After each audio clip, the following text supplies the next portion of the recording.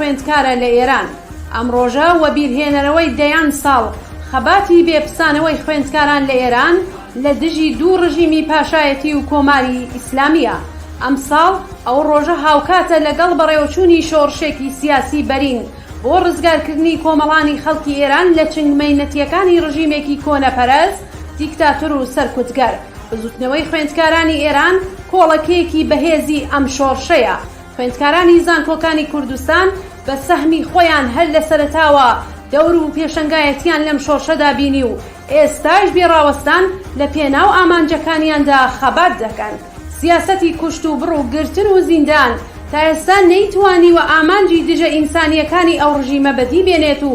شۆڕشی ژینا بە دروشمی ژن، ژیان، ئازادی و بڕ و خێ دیکتاتۆری هەروەها شێلگیرانە و بێپسانەوە بەرەو پێش دەچێت. با لەم ڕۆژەدا هەمومان خوێندکارانی زانکۆکان و خوێندنگاکان، کرێکارانی ناوەندە بەرهەمهێنەر و خزمەتگوزاریەکان، کاسبکاران و بازاڕیانی کوردستان و کارمەندانی ئیداراتی دەوڵەتی و خوسوسی بەدەم ئەم بانگەوازانەوە بین و بە مانگرتنی خۆمان نیشان بدەین کە پشتیوانی بزوتنەوەی خوێندکارانین و پەیگیرین لە درێژەدان بە شۆڕشێکی سیاسی کە چەخماقەکەیمان لە کوردستانەوە لێدا و لە هەموو ئێران پەرەی سەندووە. ڕۆژەکانی 14 و 15 و 16 سەرماوەز ئەو ڕۆژانن ئێمە تیاندا پشتیوانی لە بانگەوازە ڕاگەندراوەکان بۆ مانگرتنی گشتی بکەین و لە ئاستێکی هەرچی بەریندا بەشداریان تێدا بکەین.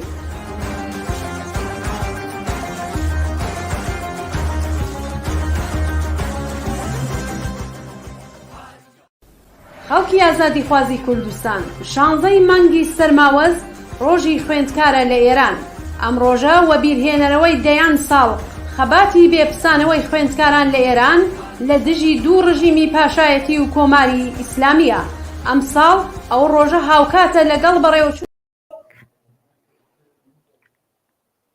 ئازیزان و خۆشەویستان، سڵاتان لێبێت و بەرخۆجان باش. خۆشحاڵم لەگەڵ سانم بم بۆ پێشکەشکردنی بەرنامەی ڕاستەوخۆی ئەمڕۆمان، واتە یەکشەممە 13 مانگی سەرماوەز. شۆڕشی سەرتاسەری گەلانی ئێران لە چ قۆناغێکە و بەرەو کوێ دەڕوات. تاوتوێکردنی بەشداری ژنان و لاوان و کاریگەری ئەم شۆڕشە لەسەر کۆمەڵگای جیهانی و نزیکبوونەوە لە ڕۆژی دانیشتوو 16 سەرماوەز و بانگەوازی کۆمەڵە بۆ مانگرتنی گشتی کۆمەڵێک پرسیاری تریش بە میوانداری هاوڕێیان سعید ئەمانی ئەندامی کۆمیتە ناوەندی کۆمەڵە و هاوڕێ ئەیوب دەباغیان ئەندامی حزبی کۆمۆنیست ئێران و هەڵسوڕاوی سیاسی لێیان دەکەین. هیوادارین کە تا کۆتایی لەگەڵمان بن. هاوڕێ سعید و هاوڕێ ئەیوب، سڵاتان لێ بێت و زۆر سپاس کە بەشدارن لەم بەرنامەیە. بێز و سڵاوم هەیە بۆ تۆ، بۆ هاوکارانت و بۆ بینەرانی تەلەڤیزیۆنی کۆمەڵە و بۆ میوانە بەڕێزەکەتان کاک ئەیوب دەباغیان. هاوڕێ ئەیوب، منێژ سڵاو و ڕێزم هەیە بۆ ئێوە و سەرجەم هاوڕێیانتان لە کۆمەڵە تیڤی، هەروەها کاک سەعیدی ئازیز و بینەران و بیسەرانی ئازیزی بەرنامەکەتان لە خزمەتە. زۆر سپاس. هاوڕێ ئەیوب، پرسیارەکانم پێم خۆشە لە ئێوەوە دەست پێ بکەم. جوڵانەوە ئاخێزی جەماوەری 3 مانگە درێژەی هەیە. ئەم ئاخێزە لە خەباتی بەردەوامی خۆی پێناوەتە چ خۆناغێک و لە درێژەدا دەبێت چ بکرێت و بەکوێ دەگات؟ پێشەوەی وەڵامی پرسیارەکەتان بدەمەوە، ئیجازە دەخوازم سڵاو بنێرم بۆ خەڵکی خۆراگر و یەکگرتووی کوردستان و هەروەها ئێرانیش، هەموو ئەو ژن و پیاوانەی کە بەدەستی بەتاڵ بەڵام بە شێوێک ئیرادا لە بەرامبەر ڕژیمێکی چەک بەدەست ڕاوەستاون و سڵاو دەنێرم بۆ بنەماڵەی گیان بەخەتکردووان و لە ئاست گەورەیان سەری ڕێز و نەوازش نەوی دەکەم. هەروەها سڵاو دەنێرم بۆ سەرجەم گیراوان و بندکراوانی ناو زیندانەکانی ڕژیم و دەستی خۆراگریان دەگوشم و هیوای چاکبوونەوە بۆ بریندارەکان دەخوازم. هاوڕێ چاوان، جارێ بە پێشەچی من ئەوە بڵێم کە ئەم جوڵانەوەیە بە بڕوای من چی دیکە ئاخێز نییە و ئیتر ڕاپەڕینە، بەڵێ تاو کاتەی ئاخێز بوو کە لە کوردستانی شۆڕژێرە و لە دوای کوشتنی بێبەزیانەی ژینای ئازیزەوە بەدەستی جەلادانی دژە بەشەری و بە فەراخانی مانگرتنی گشتی لە سەر داوای حیزبە کوردیەکان بە تایبەت کۆمەڵە ڕێکخراوی کوردستانی حزبی کۆمونیستی ئێران چەقماقەکەی لێدرا و تەواوی ئێرانی گرتەوە. بەڵام لە دوای ئەوە کاتێک لە هاوپشتێکی بێوێنە و زۆربەی ئەخشاری کۆمەڵگای ئێران پێوەی پەیوەست بوون و بەکەمتر لە ڕوخانی ڕژیم رازی نەبوون و بە ئێستاشەوە رازینین دانیشتجویان و خوێندکاران و بەشێکی بەرچاوی چینی کرێکاری سەنعەتی لە خۆگرت و بەردەوامی ڕووی لە زیادبوونە ئیترەوە ڕاپەڕینە و هیچ ناوێکی تر هەڵناگرێت. سەبارەت بە پرسیارەکەشتان هاوڕێ چاوان هەمومان دەزانین و جیهانی ئاگادارە کە ئێرانی ژێر دەسەڵاتی کۆماری ئیسلامیدا لە ماوەی ئەم 44 ساڵەی دەسەڵاتدارێتیاندا تێچووی هەر چەشنە هەڵسووران و چالاکێکی سیاسی تەنانەت دەربڕینی ناڕەزایەتی و خۆپیشاندانی احترازی ئەگەر بۆ داواکاری و ئیسلاحاتیش بوو بێت جوابدانەوە پێی لە لولەی تفەنگ و وەرگرتنی فیشەک و بەخشینی گیان بووە، یان ئەوە تا شکنجە و زیندانی درێژخایەن و هەتاهەتایی. بۆ نمونە هەر لە ئێعترازاتی قەزوین، عێراق، مەشهەد و شیراز و بگرە لە دەیەی هەفتای هەتاویدا هەتا ئێعترازاتی دانیشتجویی تیرمانجی ساڵی 1378 یان هەڵچوون و ئێعترازاتی 88 و دەیمانگی 96 و ئابانی 98 و تەنانەت بە پارەکەواتە 1400 خوزستانیش زۆربەی ئەمانە ئیدام بردن لەسەر خواستێکی دیاری کراو بوون کە هەمومان دەزانین، بەڵام لە کامەیاندا دەسەڵات کوشتاری تێدا نەکرد و هەمامی خێنی وەڕێنەخست یان شکنجە و زیندانی کردن و دوجار ئێدامی لەسەر نەکردووە. کەواتە دەبینین ئەوە ڕوونەوە هەمومان بزانین کەیتر هیچ ڕێگەیەک بۆ وەستان و گەرانەوە نییە. ئەم بزوتنەوەیە ڕاستە هەتا ئێستێ قوربانی داوە، هەزینەی هەیە، بە سەدان شەهید و هەزاران گیرا و برینداری لێکەوتوێتەوە، بەڵام توانیوێتی بە سەرکەوتووی قۆناغە سەرەتایەکان تێپەڕێنێت و لە درێژەی ڕێگەکەشیدا هەر بەرەو پێش دەچێت و بە دڵنیاییش سەر دەکەوێت. بۆیە دەبێت و گرینگە لە هەمان کاتدا لەگەڵ ڕاپەڕین و ناڕزایەتی خەڵک لە سەر شەقامەکان و بەتایبەت لە تاران و کەڵان شارەکان واتە گەورە شارەکان پێویستە گرێدراوی پێویستبوون و هاتنە مەیدانی کرێکاران و مانگرتنی کرێکاری بە قەبارەیەکی بەرفراوان لە سەرجەم کەرتە پیشەسازی و شۆنە گرینگە ئابووری و سەرەکیەکانی وڵات بێت، بەتایبەت لە شارە تەواو پیشەیە سازەکان و گواستنەوەی گشتی و کارگە و کۆمپانیا و شۆنە نەوتیەکان، پترۆکیمیایی و گاز یان تەنانەت خزمەتگوزاری گشتی و شارەوانیەکانیش بێت. ئەوەی کە دەبێت بەرەو کوێ بگات زۆر ڕوونە، دەبێت ئەم کارە بە مەنزڵگەی خۆی بگات و ئەگەر ڕژیمی خەفەقان و ئەگەر ڕژیم خەفەقان و سەرکوتکردنی ناڕزایەتەکان و لێدان و کوشتنی خەڵک بە سەرکەوتن بۆ خۆی دەزانێت و هەژماری دەکات، ئێمە دەبێت بزانین کە هیچ شکستێک نییە بۆ ئێمە، چونکە لە هاوکێشەی چالاکی و تێکۆشانماندا لەگەڵ کۆماری ئیسلامیدا هەمانە بەسە بۆ ئەوەی یەکجار سەرکەوین، چونکە لە ڕاستیدا تەنیا پێویستیمان بە یەکجار سەرکەوتن هەیە، هەرچەند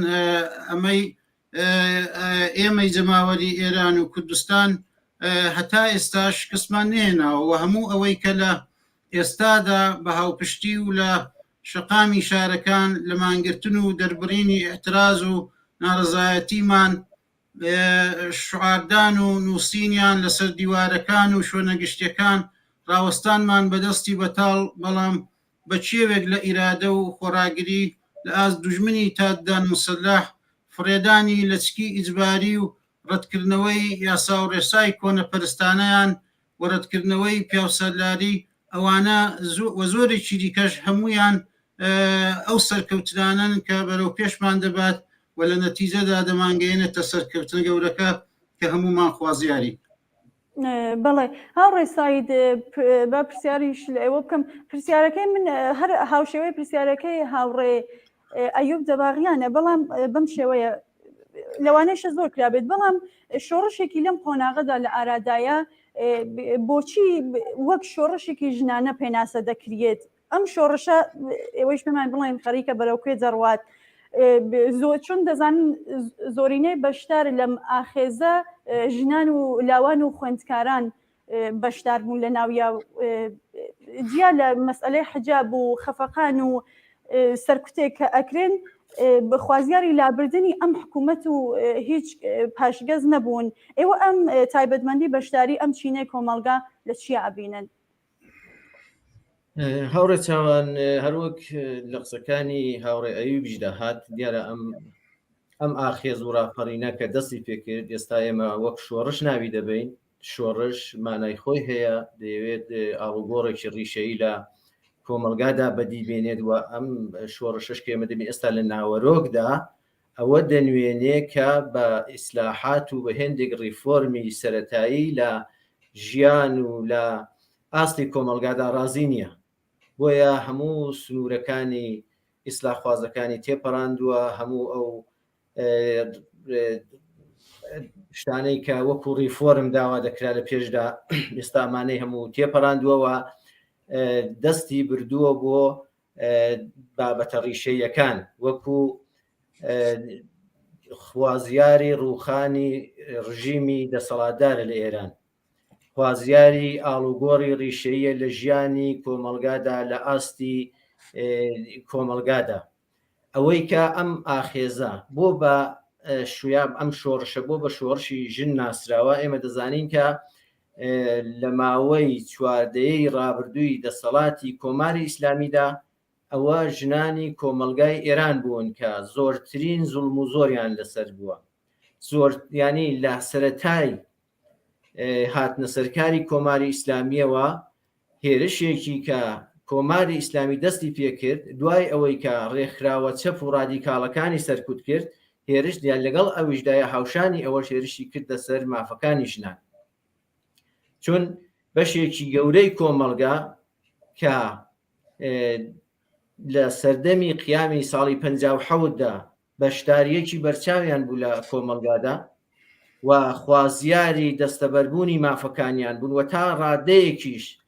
هەرچەند بە شێوەیەکی زۆر بەرچاونا بەڵام خاوەنی هێندێک مافی سەرەتایی بوون لە کۆمەلگاداوە ئەو مافانەی لێساندنەوە ناردنیەوە کونجی خانەوە هەمیشەش بە ئەنواعی زۆرا و جۆر تەبلیغی ئەوەی دەکردکە ئەرکی ژن بە خێوکردنی منداڵە بە پیرۆزکردنی دایک و بە تەبلیغاتی مەسهەبی دەیویست نیوەی کۆمەلگا بنێرێتەوە کونجی ماڵەکان و بۆ ئەوەی کە بتوانێت ینی وەکو نیزامێکی ئیسلامی سەرمایەداری پیاو سالار بەشێک لە کۆمەلگا کە ژنان بن بنێرێتەوە کونجی ماڵەکان هەم لە دەست بەشێک لە کۆمەلگا کە خوازیاری کار بوون خوازیاری هاتنە نێو کۆمەلگا بوون خوازیاری مافە سەرەتاییەکان بوون ئەم ڕژیمە نەجاتی بێ بەدەستیانەوە لە خۆ لە داواکاریەکانیان بدزێتەوە لە عینی حاڵیشدا کۆمەلگایان پێ چاوترسێن بکات بۆیە ئەم زوڵم و زۆرە کە لە چواردەیەی ڕابردوودا لەسەر ژنان بوو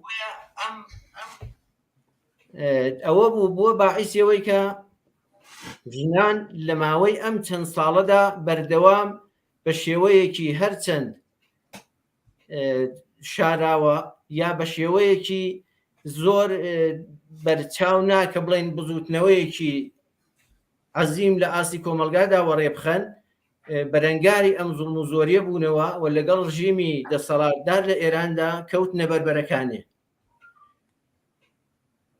ئەگەر ئێمە چاو لێ بکەین لە کولی ماوەی دەسەڵاتداری کۆماری ئیسلامیدا ژنان بەردەوام بە ئەنواعی جۆرا و جۆر لە دژی ئەم دەسەڵاتە هاتوونەتە مەیدان خەباتیان کردووە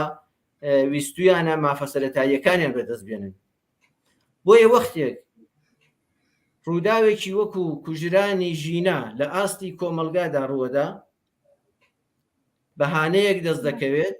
کە ژنان بە شێوەیەکی بەرین دێنە مەیدان و داوای مافەکانیان دەکەن. ئێمە دەزانین ژنانی یانی ئەی کۆمەلگای ئێران سەرڕای ئەوەی کە بە شێوەیەکی زۆر بەرین لەژێر سەرکوت و خەفەقاندا بوو، بەڵام لە عینی حاڵیشدا ژنان کە باسمان کرد لەژێر زۆرترین زوڵم و زۆری سیستمێکی مەذهبی سەرمایەداریدا بوون، بەڵام لەگەڵ ئەوەشدا توانی بوویان بەرەنگاربوونەوە لەگەڵ ئەم ڕژیمە زۆرترین ئەو کەسانەی کە توانیان پسنەزان کۆکان لە کچان بن، لە ژنان بن و ئەو کەسانە بن کە سیستمەکە دەیویست لە کونجی ماڵیان پەستێوێ. ئەمە بوو لە فاصلی ئەم چواردەیەدا ڕۆشنبیریەکی تایبەتی لە نێو ژنانی کۆمەڵگای ئێراندا بەدی هات. ئەمە خۆی بووە باعیسەوەی کە وەختێک حرەکەتێکی لەم شێوەیە کەوتە ڕێ و ژنان بە شێوەیەکی بیری لێکراوە، بە شێوەیەکی ئامانزدار بەشداری ئەم ئاخێزە بوون و هاتنە پشت ئەم حرەکەتە. بەشی زۆری حرەکەتەکان هەرچەند بەهانەکەی کوژرانی زۆر مەزلومانەی ژینا بوو، ژینا ئەمینی بوو بەدەستی حکوومەتی ئیسلامی، بەڵام لە عینی حاڵدا ئەوە ژنان بوون کە ڕێبەری شۆڕشەکەیان لە ئاستە جۆرا و جۆرەکاندا بەدەستەوە گرت. ژنان بە شێوەیەک هاتنە ئەم مەیدانەوە کە یا بڵێن ناوەرۆکی شۆڕشەکەیان بە ئاستێک ڕادیکاڵ کردەوە، گەیاندە ئاستێک کە خودی پیاوان خەناعەتیان بەوە ئێناکە پێشنگایەتی ژنان قبول بکەن. ئەوە قبول بکەن کە ئەمە ژنانن خەریکن پێشڕەوایەتی یا سەرکردایەتی ئەم شۆڕشە دەکەن. کۆمەلگایەکی کە چاوەڕوان دەکرا تێیدا ژنان وەکو بەشێک لە کۆمەلگا وەکو چینێکی سەرکوت کراو شەرمن پەراوێزخرا و زاهر بن، بەڵام وەکو چینێکی ڕۆشنبیر خاوەن ئیرادە خاوەن ئامانج و بە داخوازی ڕۆشنەوە هاتنە مەیدان. داوای یەکسانییان کرد، داوای یەکسانی مافەکانیان لەگەڵ پیاوان کرد، داوای لابردنی هەموو ئەو زوڵم و زۆریەی کە وەکو ژنێک لە سەریانە لەلایەن سیستمێکی مەذهبیەوە ئەوان لە شۆڕشەکەدا بەشداریان کرد. تەنیا ئەوەی کە ژینا بەدەستی گەشتی ئیرشاد گیانی بەخت کردووە و ئەوە توانی تا ئەندازەیەک هەستی کۆمەلگا و بە تایبەتی ژنان بجوڵێنێ، ما تەنیا هەر ئەوە نەبوو، بەڵکو بەهانەیەک بوو کە دەبێ ئەم ئیرادەیە نیشان بدرێ بە دەسەڵات سەلمێندرێ کە ئیتر ژنانی ئێران ئەو چینە ژێردەستەیە نین کە تەسلیمی سیستمی مەذهبی یا نیزامی سەرمایەداری بن یا تەسلیمی دەستورات و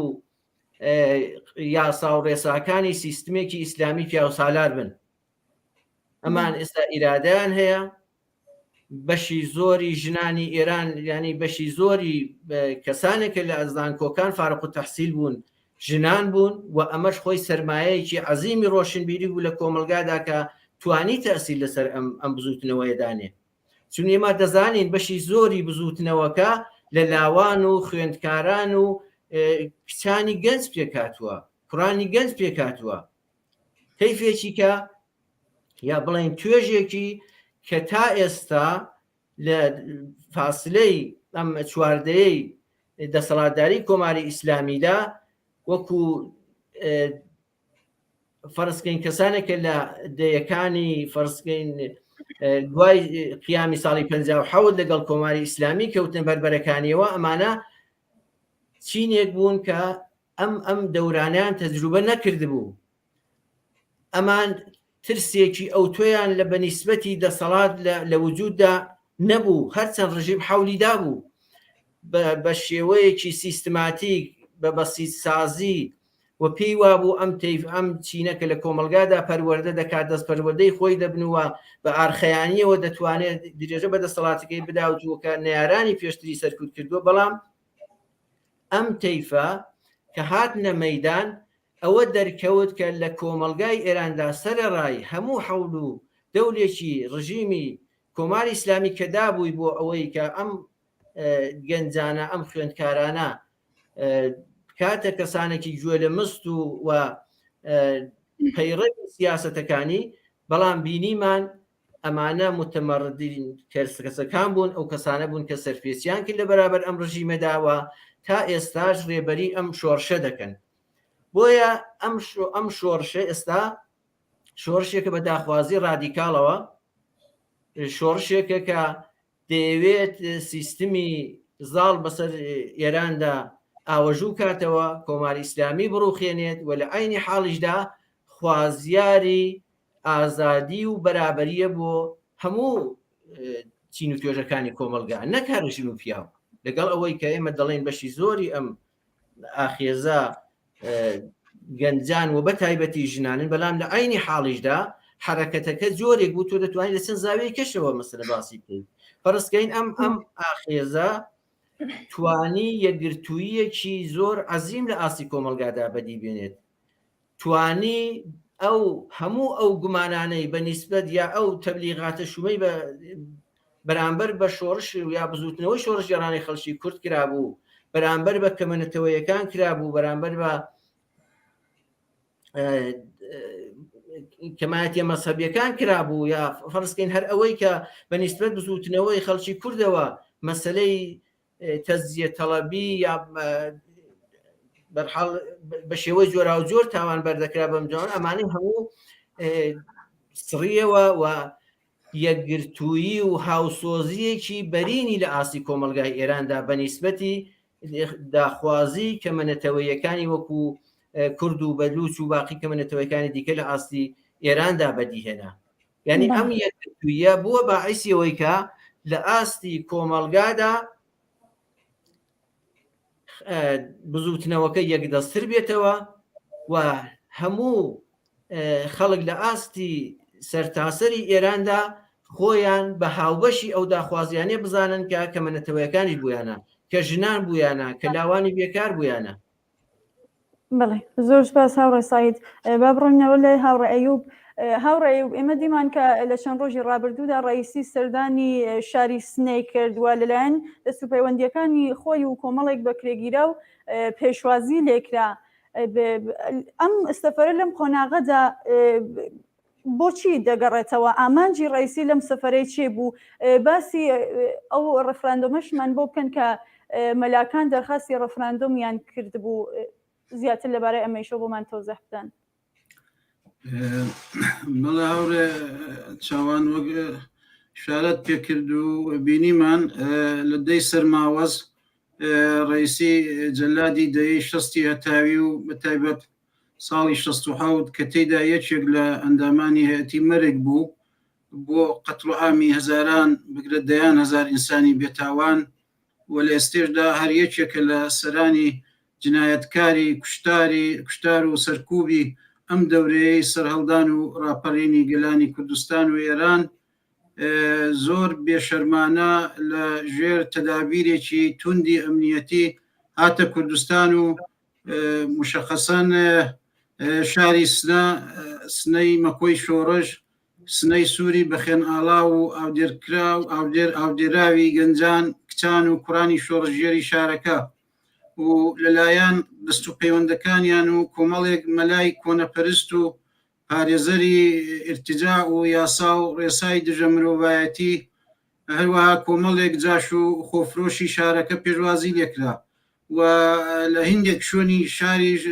دەرکەوتنی هەبوو کە دیتمان جگە لە چەند سەد کەسێک کە وەگوتم دەست و پەیوەندی خۆی و بەکرێگیراوانی لەگەڵی هاتبوون زیاتر نەبوون دیارە هاتنەکەی هەدەفمەندانە بوو و بە بڕوای من تەنها بۆ مەسلەی افتتاحی پرۆژەیەکی پشتگوێخراوی کۆن کە مەسلەی ئاوبوو نەبوو و دوو هەدەفی لە خۆ دەگیر کە ئەوانی بریتی بوون لە یەکەم بۆ ئەوان فریبی و فریودانی ڕای گشتی و ئەوەی کە ویستیان بە گوێچکەی ئەفکاری عمومی و جیهانی دەرەوەیدا بدەن کە ئەوە تا بۆ پیشاندانەکان لە دەڤەرە بە جۆرێک کۆتاییان پێهاتووە کە کوردستان بۆتە شامی شەریف و سەرۆک کۆمار سەردانی پارێزگاکەی دەکات و پرۆژەشی تێدا دەکاتەوە. هەروەها بەسەرکردنەوە و بەخشینی ورە و بورە و هێز بوو بۆ هێزە بەکرەگیرا و سەرکوگەرەکان و جاش و خۆفرێشەکانی. و دووهەم لە درێژەی بە بڕوای من لە درێژەی هەوڵەکانیانە بۆ تێشکاندنی هاوپشتی و یەکگرتووی کۆمەڵانی گەلانی ئێران و کوردستان و تەلاش بۆ دووبەرەچینانەوە و دابرانیانە لە یەکتری، چونکە هەمومان دەزانین کە ئەوان چەندێک لە یەکگرتوویی و هاوپشتی گەلان بە یەکەوە ئەترسن و ڕووخان و لە ناوچوونیان بە دەرەجەی یەکەم هەر لەم ئیتحاد و هاوپشتێدا دەبینن کە بە بڕوای من لە هەردوو هەوڵیاندا شکستیان هێناوە، چون ئەوە تا دیتمان کە چۆن لە دوای هاتن و گەڕانەوەیدا ئەوانەی پێشوازیان لێ دەکرد و نقل و شیرگیان دەدایە و کەوتبوونە غەڵەتکردن و ئیسهاری پەشیمانی دەربڕین و داوای بەخشیشیان لە خەڵکو جەماوەر دەکرد. لەم لاشەوە دەبینین کە خەڵکی ناوچەکانی دیکەی ئێران بەو هەماهەنگی و شعارانەی دەیدەن چلۆن هاوپشتی خۆیان لەگەڵ کوردستان دووبارە دەکەنەوە و ئاشکرایە و پێویست ناکات من لێرە دووبارەیان کەمەوە و باسییان بکەم. ئەلبەت ئەوەش بڵێم کە کاردانەوەی جەماوەری شۆڕژێری شاری سنە کاردانەوەیکی زۆر ئیجابی بوو و دیتمان کە چلۆن لەلایەن خەڵکی ئەم شارە قارەمانەوە سووک و سەلیم کراوە غێری چڵکا و خۆران و خۆفرۆشەکان کە بەشێکشیان هەر ئەوانە بوون کە لەگەڵ خۆی هاتبوون و هەمووشیان لە چەند سەد کەسێک وەک عەزمکردن زیاتر نەبوون، کەسی تر لە پێشوازیاندا نەبوو. بەڵام ئەوەی بەهاتنی ڕئیسی بۆ شاری سنە لە ڕوانگەی منەوە گرنگی هەبوو و دەشی بێت و من دەمهەوێت هەڵوێستەی لەسەر بکەم لە هەمان کاتدا جوابی پرسیارەکەی ئێوەش لەمەڕ ڕفراندۆم دەداتەوە ئەوەیە کە هاتنی ڕئیسی و پێشوازی گەرمی مەلاکان و بە قەولی هندێک کە سوولایەن مامۆستایانی ئاینی بە تەواوی ڕیسەکەی لێکردنەوە خوری و هەوڵەکانیانی پێش لە دایک بوون بۆ نانە گۆڕەوە. دیارە ئەم بیرۆکەیە لە بیدایەتدا لەلایەن مەولانا عەبدولحەمید لە زاهیدان هاتە گۆڕێوە گەڵاڵە کرا و لێرەش لە کوردستان لەلایەن مەلاکان و هندێک کەس و لایەنی سیاسی جانبداری لێکرا، ویستیان پەڕووباڵی پێبدەن و گەر بیرتان بێت لە ڕۆژانی ڕابردوو ببووە باسێکی تا حدودێکیش گەرمی ناو مدیا و کاناڵە خەبەرەکانیش و پشتیوانیان دەکرد لە دەخاڵەتدانی مەلاکان و بەحسی ڕفراندۆم کە بە بڕوای من ئاگاهانە ئەو باسە دەهاتە گۆڕێەوە دەوروژێندرا. ئەگینا ڕاپەڕینێک کە سکۆلارە خوازیاری کۆتایی هێنانی یەکجارێکی هەر جۆرە دەخاڵەتێکی مەسهەبیە لە ناو دەوڵەت و کە سیاسی و کۆمەڵایەتی گشتەکان، شۆڕشێک کە هەزینە ئەسلەکەی لەسەر شانی ژنان، کوڕان و گەنجان و خەڵکی ئازادی خوازی گەلەکەمانە کە خوازیاری جودایی دین لە دەوڵەت و هێنانەکایی ئازادی بێقەید و شەرتی سیاسی و کۆمەڵایەتین دەخوازن لای بدەن و بیسردنەوە سەرجەم ئەو دابوونەریت و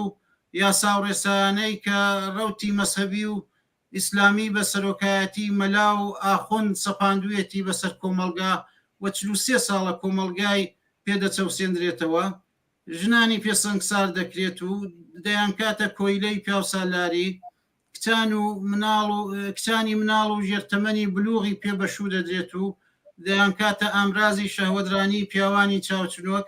هەر لە ژێر حکمی مەلاکاندا کە مەلای کوردستانیش بەشێکی جیانەکراوەن لێ ئەوە ڕوودەدات. بیریشمان نەچۆتەوە کە پێش ساڵێک لەمەوبەر هەر ئەم مامۆستا ئاینیانەی کوردستان کە کاک فڵان کەسەکان یا کاک فڵان کەسێک لە کاناڵێکی خەبەری نۆبەی دەبڕێت و دیفاعیان لێ دەکات و هەوڵ دەدات پێگەیان بۆ بتاشێت چۆن بە بیانووی بە حەرامزانینی گۆرانێکی هونەرمەند ناسری ڕەزازی لە منبەرەکانیان پەلاماری ئازادی و دەربڕینی ڕەئی ئازادیان دەدا و دیمان کە چلۆن بە هاتنی جەلاد ڕئیسی لە ڕاست و چەپ و پشتیەوە دەور و قولیاندا بوو وە هاوڕێ چاوان نە ڕیفۆرم و نە ڕیفراندۆم لەم شۆڕەشەدا جێگە و پێگەیەکی نییە و ناشی بێت. بەڵێ زۆر سپاس بینەرێکمان پەیامی هەناردووە بۆمان کە باسی لە فەزای ئەمنیەتی یا باشتر بێڵام حکوومەتی نظامی لە شارەکان کردووە لە پاوە لە سەلاسی باوەجانی لە شاری کامیاران لە ئیستی بازرەسی گەشکی کە ئەزیەتی و ئازاری خەڵکەدان پشکنینی ماشینیەکانیان و هەروەها مۆبایلەکانیان ئەکەن لە شارەکانی کوردستان وێران خۆپشاندان و مانگرتن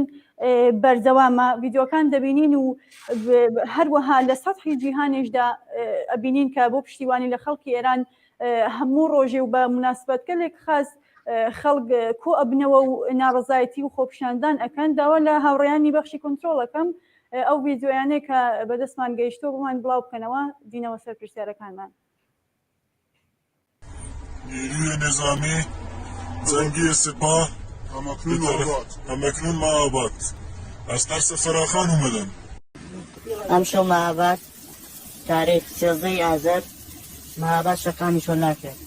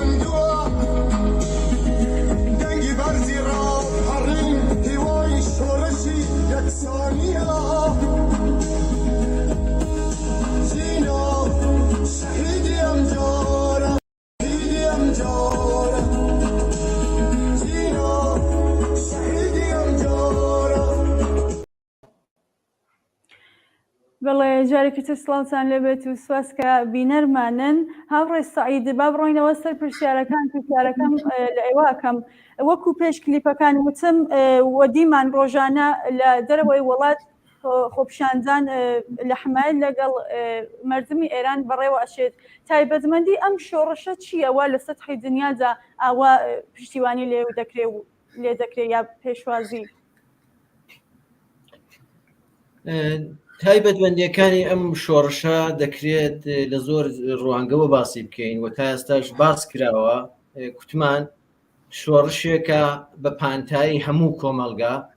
بە بەشداری هەموو چین و توێژەکانی کۆمەلگا و بە تایبەتی بەشداری بەرچاوی ژنان. تێیدا مەحوەرە ئەسڵیەکانی داخوازی ژنانە، داخوازی ئینسانە، داخوازی یەکسانیە بۆ هەموو ئینسانەکان، داخوازی دابینبوونی ژیانێکی ئەمنە، ژیانێکە کە ئازادی تێدا بێ، ژیانێکە کە سەرکوت و زوڵم و زۆری تێدا سڕدرا بێتەوە. ئەم حرەکەتە هەرچەند لە ماوەیەکی کورتە بەڵام توانی هەست و سۆزی نەک وڵاتانی دەوروبەر بەڵکە لە ئاستی جیهان بۆ لای خۆی ڕاکێشێت. تایبەتمەندیەکی کە ئەم حرەکەتە بووی دەتوانین بڵین لە داخوازی ئینسانیەکانیەوە دێ، لەو دروشمانەوە دێ کە هەڵی گرتووە ژن، ژیان، ئازادی. هەمومان دەزانین کە ژن واتاکەی ئافرێنەر، خوڵقێنەر و دەتوانین بە کولی ژیانی تێدا ماناکەینەوە. ژیان ینی ژیان بەسەربردن وەکو ئینسان بەبێ ئەوەی کە نیگەرانی بەڕێچوون بی، نیگەرانی ئەمنیەت بی، نیگەرانی سەرکوت و زوڵم و زۆری بی. ئازادیش هەمومان دەزانین کە چواتایەگەدا، یعنی کە کوتمان ژن کولی ئینسانیەت خاوەنی ژیان بێت و ژیانێکی ئازاد. ئەمە دروست مەسەرەکیەکەی بوو و لە عینی حاڵیشدا کوتمان کە خوازیاری ڕیفۆرمێکی ڕووکەش نییە وەکو بزوتنەوەکانی پێشتر کە هەم دانی تۆ لە هەر واگەیەکەوە باس ببینی کە بزوتنەوە کۆمەڵایەتیەکان کۆمەڵێک داخوازی ڕیفۆرمیستیان هەبوو، هەر ئەو مەجالە هەبوو. فەرزکەیتەوە لە هەموو یان لە بزوتنەوەی کرێکاریەوە، لە بزوتنەوەی ژنانەوە، لە بزوتنەوەی خوێندکاریەوە، لە بزوتنەوەی گەنجانەوە، بزوتنەوەی خانەنشینانەوە چاولێ بکەی، هەموو یعنی داخوازی سینفیان هەبوو، ئیسلاحاتێک بکرێت لە وەزعیاندا. بەڵام ئێمە لێرەدا دەبینین دروشمە سەرەکیەکان مەرگ بۆ دیکتاتۆرە، بڕۆ خۆی ڕژیمی دەسەڵاتدارە و لە عینی حاڵشدا بزوتنەوەیەکە بە پانتایی هەموو ینی هەموو کۆمەلگای ئێران، بە بەشداری هەموو چین و توێژەکانی کۆمەلگای ئێران، بە ژنیەوە، بە گەنجیەوە، بە کرێکاریەوە. ینی ئەم داخوازیەکی گشتی لە کۆمەلگادا هاتۆتە گۆڕێ، خەڵک یەکدەست زاهیر بووە. ئەمە کوتمان لە جوابی پرسیارەکەی پێشتریشدا تایبەتمەندیەکی کە ئەم شۆڕشە هەیەی ئەوەیە کە کۆمەلگای ئێرانی یەکدەست کردوتەوە. ئەگەر پێشتر نیگەرانی ئەوە بووین کە ڕژیم بە تەرفەندی جۆراوجۆر دەتوانێت دووبەرەکی بنێتەوە، شەڕی نێوخۆیی دروستکات، نەتەوەکان بە گژیەک داکات، ئەم حرەکەتە هەموو ئەو پیلانانەی خونسا کردەوە و بەکردەوە نیشانی داکە داخوازیەکان زۆر داخوازی ئینسانی قابلی پشتیوانی لە ئاستی کۆمەلگادا و لە ئاستی جیهانیشدا. یعنی حرەکەتەکە بە ئەندازەیەک بەرین بوو کە جیا لە خەڵکی ئازادی خواز و ڕادیکاڵ و بەرابەری خواز لە ئاستی دنیادا تەنانەت دەوڵەتەکانیش ناتوانانی خۆی لێلادەنەوە لە ئاستی ناوەندە نێو دەوڵەتیەکاندا پشتیوانی لەم حرەکەتە دەکرێت. بەڵێ هاوڕێ سعید ببوورە پرسیارەکەم بڕۆمەوە لای هاوڕێ ئەیوب، چۆن ماوەی بەرنامەکەمان کورتە پێم خۆشە تەواوی پرسیارەکانتان لێ بکەم، چۆن بینەرێکیشمان پەیامی هەناردە بوو لێی کردبوو کە پێشتر پەیامی هەناردووە و نەخوێنراوەتەوە بەسەر شاو دووپاتی بکەنەوە حتمما دەیخۆنینەوە بۆتان. کاک ئەیوب سەبارەت بە پێگە و دەور و نەخشی کۆمەڵگای جیهانی و ڕایگشتی دەوڵەت و دەوڵەتە ئەوروپیەکان دەسەڵاتە ئەوروپیەکان ڕێکخراوەکانی مافی مرۆڤ و بوونی ڕێکخرا و حزبەکانی دەسەڵاتدار لە کوردستانیەکان واتە بۆمان بدوێن. چاولێکن سەبارەت بە کۆمەڵگەی جیهانی و ئوروپایی من پێم وایە ئەوەندەی یەکبوون و یەکگوتاربوون و درێژەی مانگرتنەکان و اعترازات و حزور لە شەقام بۆ داهاتووی ئەم شۆڕشە لە ناوە گرنگە و بەرەو پێشی دەبات ئەوەندەش ئەرک و کاری جەماوەر و حیزبە سیاسیەکان و کەسایەتەکان لە هەوڵە دیپلۆماتیکەکانیان و ڕاکێشانی هەست و سۆزی ڕای گشتی دەرەوە و هەروەها هەوڵی خۆمان و ڕێکخراوە سیاسیەکان بۆ گوشارخستنە سەر دەسەڵاتی بڕیاردەر و جێبەجێکار لە ئوروپا و ڕۆژاوا کاریگەری گرنگی هەیە چونکە دەزانین چ خۆشمان بێت و چ تاڵمان بێت دەوڵەتان و دەوڵەتمەردان مەدارانی ڕۆژاوایی واتە ئوروپاییش کاریگەری یەکلاییکەرەوەیان دەتوانن ببێت لە بەرەو پێشچوون و داهاتووی ئەم شۆڕشە کەما ئەوەی کە تا حدودێکی باشیش چۆتە پێشەوە کە دێمە سەری بەڵام پڕ بە پێست و تەواو نییە لە ڕاستیدا ئەوەندەی پەیوەندی بە بیر و ڕای گشتیەوە هەیە بە دڵنیاییەوە زۆرینەی کۆمەڵگای جیهانی کردەوەی ڕژیمی ئاخوندی سەبارەت بە مامەڵەکردن لەگەڵ خەڵکی ئێران مەحکوم و شەرمەزار دەکەن و ئەو وێنەیە کە لە کۆماری ئیسلامیدا هەیەە و وێنەیەکی دیکتاتۆرانە و جنایەتکارانەی دژی مرۆیی ژنستیزیە بە زۆری لە زۆربەی کۆڕ و کۆبوونەوە و ئاکسیۆنەکانیشدا بەشداری فعالانەیان لەگەڵماندا هەیە و ئیدانەی کۆماری ئیسلامی دەکەن سەبارەت بە ڕێکخراوە نێودەوڵەتیەکان و دامەزراوەکانی مافی مرۆڤ کە تەکمیلەی قسەکانی پێشووتریش دەکات دەبینین ئەوان هەمیشە تا ڕادەی لێدوان و گەیانەکانیان ئەم دەسەڵاتیان شەرمەزار کردووە و ڕاگەیاندنی مەحکومکردنی جنایەتەکانی ڕژیمیشیان هەمیشە ئامادەیە من نامەوێت بگەڕێمەوە بۆ دوور بەڵام لە بیرمان بێت کە پشتیوانی کۆنفیدراسیۆن و ڕێکخراوە کرێکاری و گواستنەوەی ئوروپا و جیهانیمان هەبوو کە بە سەدان ملیۆن ئەندامیان هەیە گەماروی زیاتر و بلۆکەکردنی پارە و پول و سەرمایەی زۆرێک لە نهادەکانی ڕژیم سەران و ئاغازادەکان هەر لە کانەداوە بۆ ئەمریکا و بیگرە هەتا ئوروپا هەبوو بەردەوامیشە دانیشتنی دوو هەوتووی لەمەوبەری نوێنەرانی دەوڵەتە ئوروپایەکان لە پەرلەمانی یەکێتی ئوروپا و قسە و هەڵوەستەکانیان لەمەڕ ڕاپەڕینی گەلانی ئێران و کردەوە جنایەتکارەکانی کۆماری ئیسلامی ئێرانمان بینی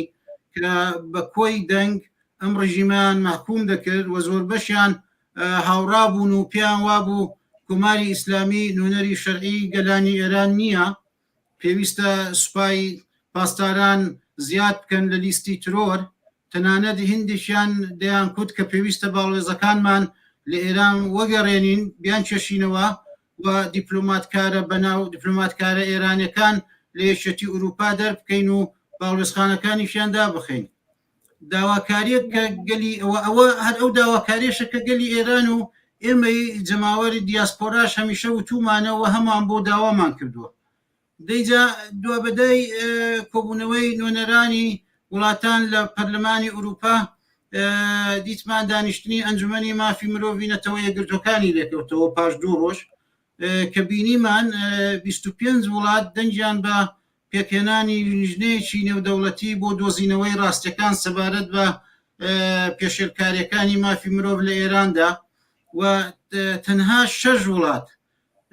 لەوانە ئەرمەنستان، چین، کوبا، پاکستان و ڤێنزوێلا و ئێریتریا ئەو لیژنەیان ڕەت کردەوە تەنانەت رووسیا نەیتوانی دەنگ لە ڕەتکردنەوەی بدات بۆیە لە وێنەی هەندێک وڵاتی دیکە کە پێک هاتبوون لە 16 وڵات تاوجێی من لەبیرم بێت دەنجیان نەداوە ممتنع دەنگ بوون لە واقعا. هاورە چاوان لە ڕاستیدا ئەگەر چی ئەم بڕیارەی ئەنجومەنی نەتەوە یەکگرتوەکان کردارێکی بێوێنە بوو بەرامبەر بە کۆماری ئیسلامی و زۆر گران بۆی تەواو بووە و دەشبێت، بەڵام من پێم وایە غەدرێکیش لە جەماوەر و گەلی ڕاپەڕیوی ئێران کراوە و ئەگەرچی هەموو ئەوەی بەرامبەر بە ڕاپەڕین و جەماوەر ڕوودەدا ڕۆژانە لە شەقام ڕۆژانە بە دکومنت دەکرێت و دەچێتە بەردەستیان. ئیتر حقیقەتیابی بۆچی؟ ینی ئەو کمیتەی حقیقەتیابی کە دەڵێن دەبێ هەبێت و کاری خۆی بکات. دەبایە بڕیاری یەکلای کەرەوەیان دابا، هەرچەند من لەوە تێدەگەم کە بڕیاری زیاتر لەوانە کشانەوەی سەفیرەکانیان و دەرکردنی بەناو دیپلۆماتەکان ئێرانیەکانیان پێویستی بە بڕیاری دەوڵەت و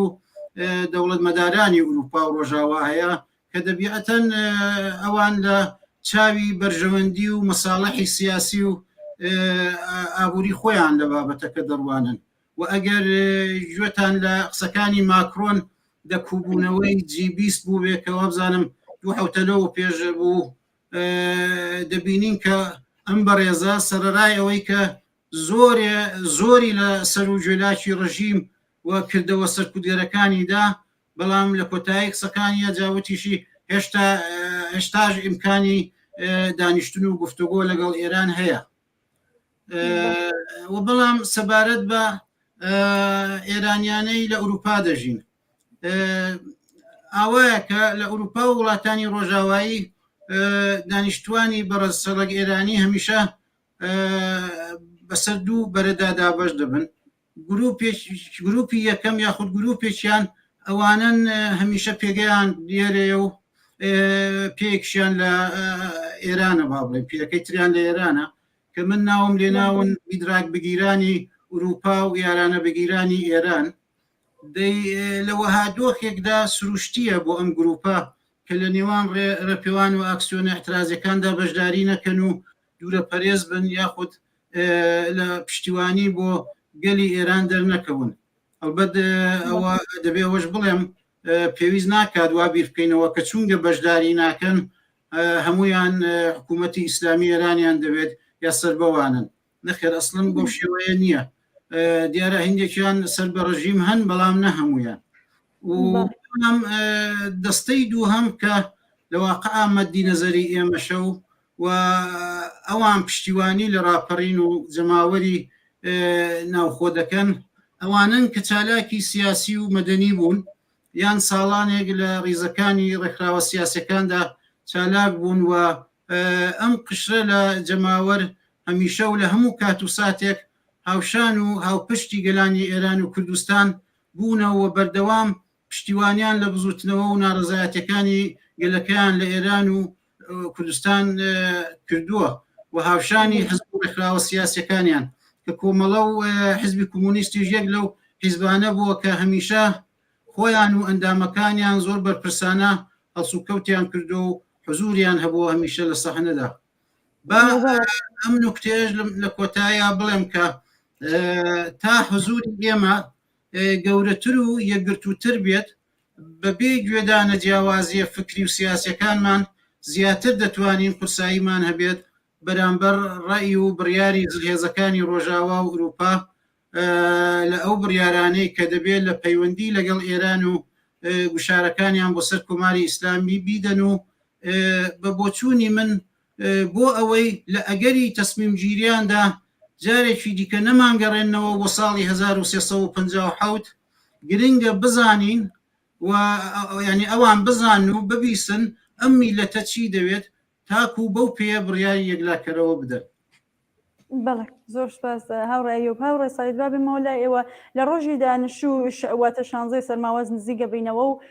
کۆمەڵێک بانگەواز بڵاو کراوەتەوە بۆ مانگرتن کۆمەڵێک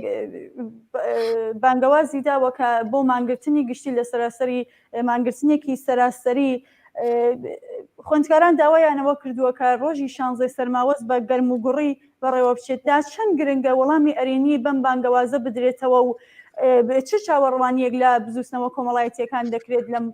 قۆناغەدا کە بەشدار بن لەم مانگرتنە؟ هەروەک دەزانین دانیشتویان بە درێژایی مێژوو یا بڵین دانیشگاکان یا ئەو کەسانەی کە لە دانیشگاکاندا دەرسیان خوێندووە هەمیشە داینەوە و نیروی محرکەی بزوتنەوە کۆمەڵایەتیەکان بوون. یعنی هەر بزوتنەوە ئەگەر خوێندکاران و تەیفی زانکۆییەکانی تێدا بەشدار نەبوو بێت حتمما ئیحساسی کەمایەسی و کەمبودی کردووە. بۆیە دانیشتوو هەمیشەوە بە تایبەتیش لە ئێران دەوری کاریگەریان بووە لە ئەو بزوتنەوە کۆمەڵایەتیە گەورانەی کە لە ئاستی کۆمەلگادا کەوتونەتە ڕێ. هەمیشە زانکۆکانی ئێران کوانووی خەبات و بەرخۆدان و تێکۆشان بوون بە دژی هەموو دیکتاتۆرەکانی دەسەڵاتدار لە ئێراندا، چ لە سەردەمی پاشایەتیدا ولا چ لە سەردەمی ئێستای دەسەڵاتی ئیسلامیدا. بۆیە ئەم ساڵیش 16 سەرماوەز واتە ڕۆژی دانیشتوو یا ڕۆژی خوێندکار هاوکاتە لەگەڵ ئاخێزێکی کە لە ئاستی ئێراندا کەوتۆتە ڕێ. ئەمە چاوەڕوانیەکی کە دروستی دەکات ئەوەیە کە لە فاصلەی ئەم دوو مانگ زیادا دوو مانگ و نیوەدا نزیک بە دوو مانگ و نیوەدا کە ئەم حرەکەتە عەزیمە ئەم شۆڕشە لە ئاستی کۆمەلگای ئێراندا کەوتۆتە ڕێ، داینەمۆی ئەسلی یا بڵێن یەکێک لە لایەنە سەرەکیەکانی بەشدار لەم بزوتنەوەیەدا خوێندکاران و قوتابیان بوون. بۆیە لە 16 سەرماوەزی ئەم ساڵیشدا لە ڕۆژی دانیشتوو چاوەڕوان دەکرێت کە هەرچەند کەمپینێک ڕاگەیەندراوە بۆ 3 ڕۆژ مانگرتنێکی عەزیم لە ئاستی کۆمەلگادا بکەوێتە ڕێ بە بەشداری هەموو چین و توێژەکانی کۆمەلگای ئێران کە ڕۆژی 14 و 15 و 16 سەرماوەزە. بەڵام لە ڕۆژی 16 سەرماوەزدا ئەم حرەکەتە دەبێت بە ئەوجی خۆی بگات، دەبێت کلێنێک نەما بێتەوە، چینێک توێژێک نەما بێتەوە کە ئێمە بڵین ئەم چینە نەهات بەشداری نەکرد. بۆیە بانگەوازێکی کە کراوە لەلایەن خوێندکارانەوە و لەلایەن خەڵکی دیکەوە بۆ بەشداری لەم مانگرتنە 3 ڕۆژە عەزیمەدا و بۆ ئەوەی کە هەرچی باشکوتر هەرچی شکۆدارتر ڕۆژی خوێندکار ڕۆژی دانیشتوو لە ئاستی ئێراندا لە ئاستی زانکۆکاندا بەڕێوە بچێت، حەقا هەموو چین و توێژەکان بزوتنەوەی کرێکاری، بزوتنەوەی ژنان، بزوتنەوەی معەلیمان و مامۆستایان، بزوتنەوەی خانە نشینانیانی، هەموو ئەو چین و توێژانە هەموو ئەو بزوتنەوە ڕادیکاڵانی کە لە ئاستی کۆمەلگادا هەیە بە عەزمێکی لێبراوانەوە بەشداری لەم حرەکەتدا بکەن، چ لە مانگرتنە 3 ڕۆژەکەدا و چ لە ڕۆژی 16 سەرماوەز کە ڕۆژی خوێندکارە. بۆیە ئەمە چاوەڕوانیە کە دەکرێەوە کوتیشمان ئێمە وەکو کۆمەلگا سەرجەممان خۆمان بە قەرزداری بزوتنەوەی خوێندکاری دەزانین، چونێمە دەزانین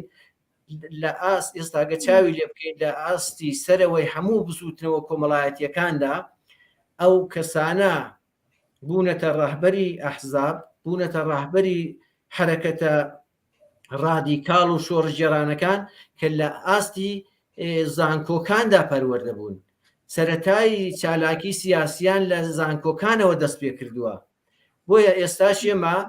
ئەو شانازیەمان هەیە کە بەشی خوێندکاری و دانیشتووی کۆمەلگای ئێران توێژێکی زیندووە، توێژێکی چالاکە لە ئاستی کۆمەلگادا بە ئیحساسی مەسئولیەتەوە و زیاتر لە ئەو ئاستەشکە لە سەرشانیەتی هەستی بە مەسئولیەت و بەرپرسیارەتی کردووە و بەشداری لە ئەم بزوتنەوە و ئەم شۆڕشە سەرتاسیرەی کە دوای مەرگی ژینا کەوتۆتە ڕێ بەشداری کردووە و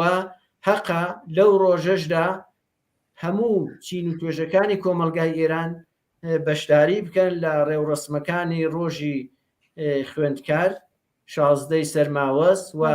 حرەکەتێکی بەرینی کۆمەڵایەتی کە شیاوی ئەم شۆڕشە بکە ئێستا لە ئاستی ئێراندا لە ئارادایە ئێمە شاهیدی بین. بۆیە هاوڕە سایت ببورن قسەکەتانم بڕێ لەبارەی بانگەوازەکەی کۆمیتەی ناوەندی کۆمەڵەیەوە خۆتان عزوی ئەندامی کۆمیتەی ناوەندی کۆمەڵن بۆ ئەوەش بۆمان باسکەن و دوایش ڕۆڵی مامۆستایان لەم شۆڕشەدا چییە؟ چۆن ئەبینین زۆرێک لە مامۆستایان بە خاتری حمایەت لە خوێندکاران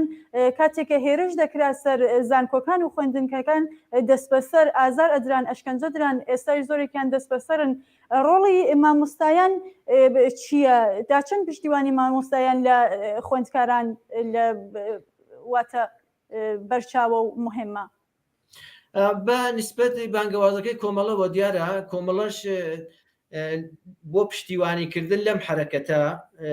بانگەوازێکی بڵاو کردوێتەوە داوای لە هەموو چین و توێژەکانی کۆمەلگا کردووە کە بە پیر بانگەوازی خوێندکارانەوە بێنوە لەم سێ ڕۆژەدا ڕۆژی 14 و 15 و 16 سەرماوەست لە مانگرتنەکاندا بە شێوەیەکی شێرگیر بەشداری بکەین و ئێمەش بە هەموو هێزمانەوە پشتیوانیمان لەو حرەکەتە کردووەوە هەر بەو پێش ئێمە ئەو داخوازیێمان کردووەوە چاوەڕوانیشین کە وەڵامی ئەرێنی وەری بگرێتەوە لەلایەن هەموو چین و توێژەکانی کۆمەلگای کوردستانەوە. هەروەک ئاماژەت پێ کرد مامۆستایان دەورێکی بەرچاویان بووە لە هەم بۆ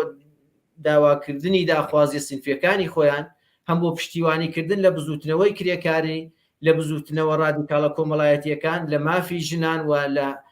لە حرەکەتە خوێندکاریەکان کە لە ئاستی زانکۆکاندا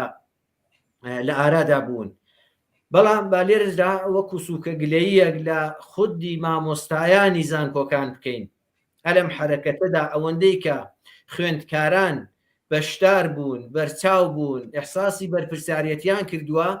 ئەم بەرپرسیارەتیە یا بڵێن ئەم بەم شێوە بەرینە لە مامۆستایان و مدەڕسینی زانکۆکانمان نەدیوە کە حەقا لە ڕۆژی 16 سەرماوەزی ئەم ساڵدا ینی ئەم ئینتیزارەی ئێمە یا ئەم گلەیە کە ئێمە دەیکەین پێچەوانە بێتەوە و حزوری بەرچاوی مامۆستایانی زانکۆکان بۆ پشتیوانی لە خوێندکارەکانیان بەرچاو بێت بیبینین و جارێکی دیکە کە بەحسی مەسلەی ئاخێز و بزوتنەوەکانمان کرد لە ئاستی زانکۆکاندا دەور و نەخشی مامۆستاکانیش وەکو دەور و نەخشی خوێندکارەکان باس بکەین ئەمە چاوەڕوانیەکە کە ئێمە وەکو کۆمەڵا هەمانە. بەڵێ زۆر سپاس هاوڕێ ئەیوب بدەیمە لای ئێوە کاریگەری و ئاڵوگۆڕەکانی ئەم شۆڕشە لەسەر خەڵک و کۆمەلگا و بەتایبەت ژنان چۆن پێناسە دەکەن چۆن دەیبینن؟ هەوڕێ چاوەندێرە ئەو پرسیارە وەبدام لە پێشتر لە یەکێ لە پرسیارەکانی هاوڕە سعیدا هات و ئەو هاوڕێمان بە تەفسیل باسی کرد من بۆیە کورد دەچمە سەری ئەوڵم دیارە کاریگەری ئەم شۆڕشە واتە شۆڕشی ژینا و ژن ژیان ئازادی گەلێک کاریگەری ئیجابی و باشی هەبووە و لە داهاتووشدا دەیبێت بەڵام من لە دوو ڕستەدا و دوو لە گرنگترین کاریگەریەکانی ئەگەر بمەوێ باس بکەم کە ئەوانیش بریتین یەکەم خەڵک و جەماوەری بەبێ لە بەرچاوگرتنی نژاد و جنسیەت یەکانگیر کرد و یەک دەستی کردن و هەموو ئەو هەوڵانەی ڕژیمی کە لە نانەوەی دووبەرەشی و ئاژاوەنانەوە کاری بۆ کردبوو کردی بە بڵقی سەرا و پوچەڵی کردەوە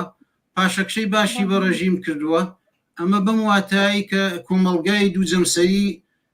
نێوانشی ئەو سونە نەماوە چیتر من تۆ ئەو یان ئەوان مەفهومێکی نەما و هەموو بووین بە ئێمە هەرچێک هەیە لەم خەبات و شۆڕشایی هەمووانە وەک یەک بە هاوپشتی شانیان داوەتە بەر و کاری بۆ دەکەن و لە پێناویشیدا هەزینەی هاوبەش دەدەن دووهەم ئەوەی کە ژنی هێنایە مەیدان و نەک هەر هێنایە مەیدان بەڵکو کردی بە ڕێبەری هەڵکەوتەی ئەم شۆڕشە و توانی خۆی لە کۆت و بەندی پیاوسالاری و یاسا و ڕێسای کۆنەپەرستانە بێنێتە دەرەوە و هاوکات بتوانێت هاوپشتێکی جیهانی لە تەواو دنیا بۆ خۆشی مسۆگەر بکات و حیجابی زۆرە ملی توور بدات و زۆر بابەتی دیکە کە ئیتر من هەرویستم خولاسە ئیشارەیەک بۆ دوو نوکتە بکەم. بەڵێ دەستان خۆش بێ بینەرێکترمان پەیامی بۆمان هەناردووە کە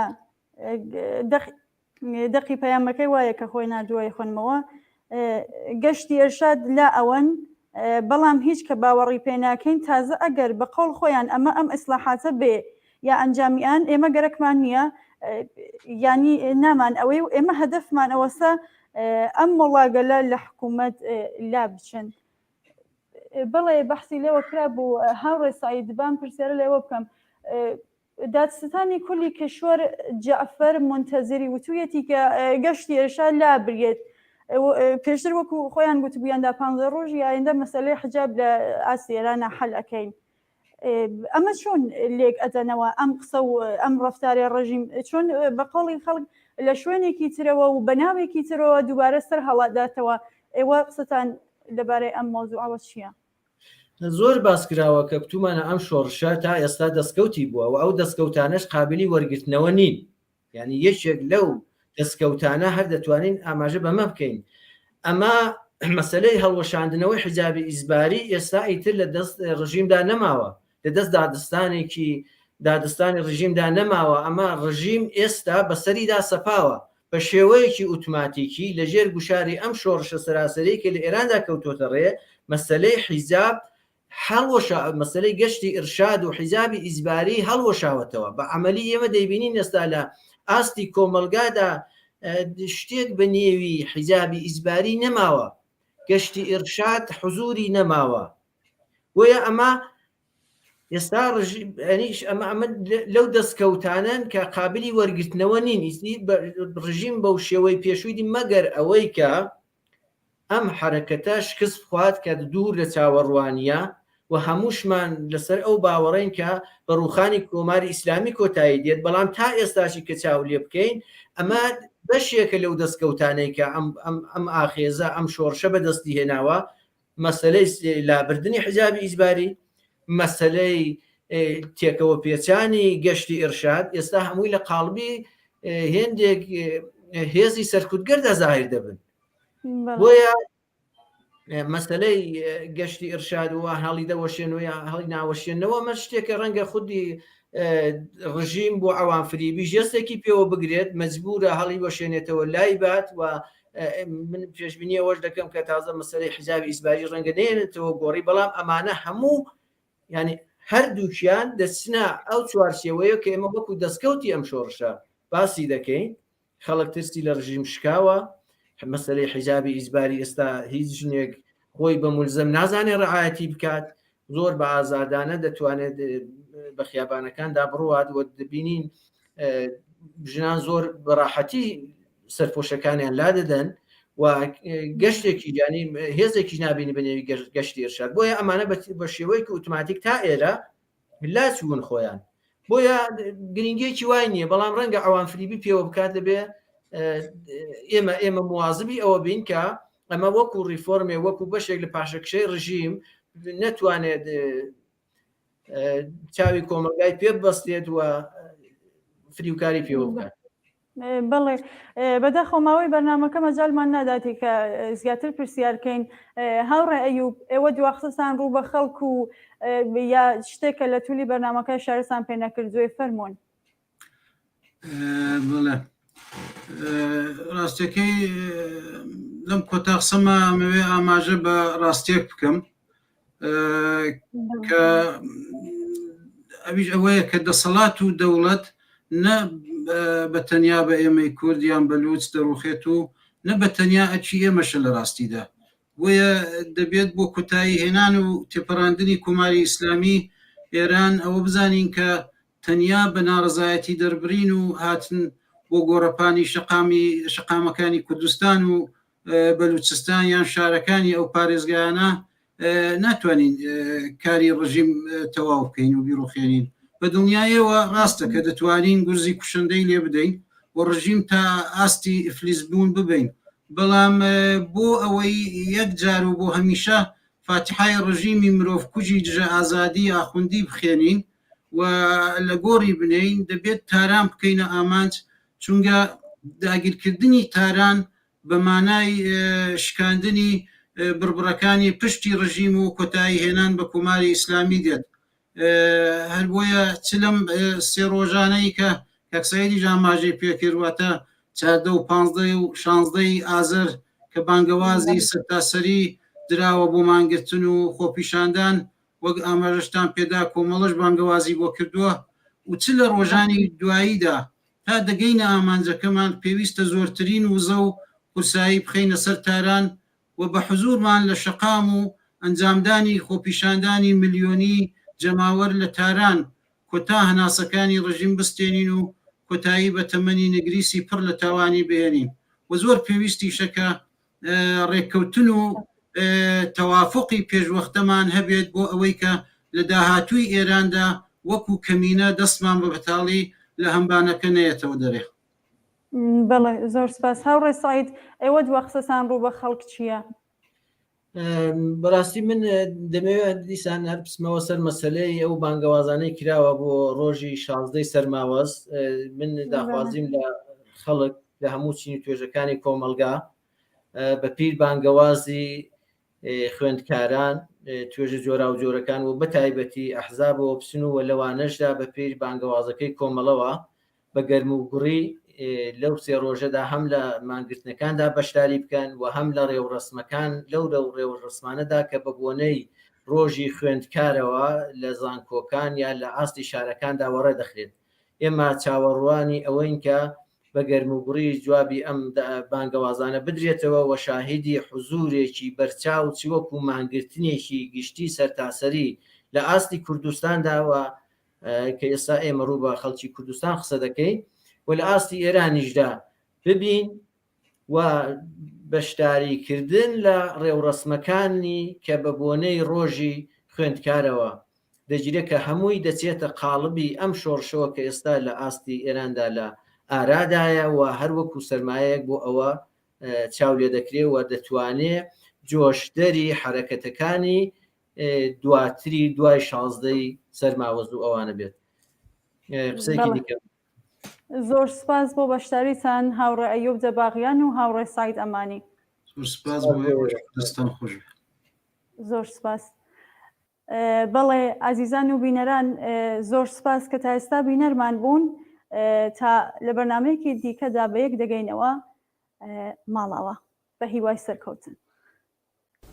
خەڵکی ئازادی خوازی کوردستان 16 مانگی سەرماوەز ڕۆژی خوێندکارە لە ئێران. ئەم ڕۆژە وە بیرهێنەرەوەی دەیان ساڵ خەباتی بێپسانەوەی خوێندکاران لە ئێران لە دژی دوو ڕژیمی پاشایەتی و کۆماری ئیسلامیە. ئەم ساڵ ئەو ڕۆژە هاوکاتە لەگەڵ بەڕێوەچوونی شۆڕشێکی سیاسی بەرین بۆ ڕزگارکردنی کۆمەڵانی خەڵکی ئێران لە چنگمەینەتیەکانی ڕژیمێکی کۆنەپەرست دیکتاتۆر و سەرکوتگەر. بزوتنەوەی خوێندکارانی ئێران کۆڵەکەیەکی بەهێزی ئەم شۆڕشەیە. خوێندکارانی زانکۆکانی کوردستان بە سەهمی خۆیان هەر لە سەرەتاوە دەور و پێشەنگایەتیان لەم شۆڕشەدا بینی و ئێستاش بێڕاوەستان لە پێناو ئامانجەکانیاندا خەبات دەکەن. سیاسەتی کوشت و بڕ و گرتن و زیندان تا ئێستا نەیتوانی و ئامانجی دژە ئینسانیەکانی ئەو ڕژیمە بەدی بێنێت و شۆڕشی ژینا بە دروشمی ژن ژیان ئازادی و بڕ و خێر دیکتاتۆری هەروەها شێلگیرانە و بێپسانەوە بەرەو پێش دەچێت. با لەم ڕۆژەدا هەمومان خوێندکارانی زانکۆکان و خوێندنگاکان، کرێکارانی ناوەندە بەرهەمهێنەر و خزمەتگوزاریەکان، کاسبکاران و بازاڕیانی کوردستان و کارمەندانی ئیداراتی دەوڵەتی و خصوصی بەدەم ئەم بانگەوازانەوە بین و بە مانگرتنی خۆمان نیشان بدەین کە پشتیوانی بزوتنەوەی خوێندکارانین و پەیگیرین لە درێژەدان بە شۆڕشێکی سیاسی کە چەخماقەکەیمان لە کوردستانەوە لێدا و لە هەموو ئێران پەرەی سندووە. ڕۆژەکانی 14 و 15 و 16 سەرماوەز ئەو ڕۆژانن ئێمە تیاندا پشتیوانی لە بانگەوازە ڕاگەندراوەکان بۆ مانگرتنی گشتی بکەین و لە ئاستێکی هەرچی بەریندا بەشداریان تێدا بکەین.